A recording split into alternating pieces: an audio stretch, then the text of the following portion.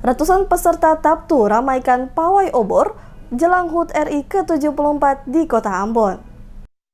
Ratusan peserta Tabtu ramaikan pawai obor yang dilaksanakan jelang peringatan HUT Kemerdekaan Republik Indonesia ke-74 yang dipusatkan di pelataran Monumen Slamet Riyadi depan Komplek Kodam 16 Patimura pada Jumat malam. Tabtu merupakan tradisi pawai berjalan kaki dengan membawa alat penerangan obor yang diadakan tiap tahun dalam rangka menyambut Hari Kemerdekaan Republik Indonesia. Pantauan DMS Media Group pada lokasi kegiatan Kapolda Maluku Royke Lumowa melepaskan peserta Tabtu di pelataran Monumen Slamet Riyadi. Kegiatan kali ini diikuti oleh ratusan peserta dari berbagai unsur seperti TNI, Polri, Pegawai Negeri Sipil, Satuan Polisi Pamong Praja, serta para pelajar siswa-siswi dari berbagai sekolah yang ada di Kota Ambon. Kapolda Maluku memimpin langsung upacara pelepasan peserta yang kemudian seluruh peserta melakukan arakan sambil membawa obor dengan diiringi oleh drum band bergerak menuju Jalan Patimura, Jalan Ahmad Yani, Jalan Diponegoro, Jalan Aim Sangaji, Jalan Aipati dan berakhir di Monumen Gong Perdamaian Dunia. Hadir dalam upacara Tabtu tersebut diantaranya Gubernur Maluku Murad Ismail, Wakil Gubernur Maluku Barnabas Orno, Forkopimda Provinsi Maluku, Wali Kota Ambon Richard Lohane Pesi, Wakil Wali Kota Ambon Syarif Hadler, serta sejumlah pejabat TNI dan Polri. Usai melakukan pawai keliling yang melintasi beberapa ruas jalan Kota Ambon, dilanjutkan dengan renungan suci dan ziarah ke Taman Makam Pahlawan Kapaha Tantui Kota Ambon, di mana dalam kegiatan renungan suci dan ziarah tersebut dipimpin oleh Pangdam 16 Patimura, Majen TNI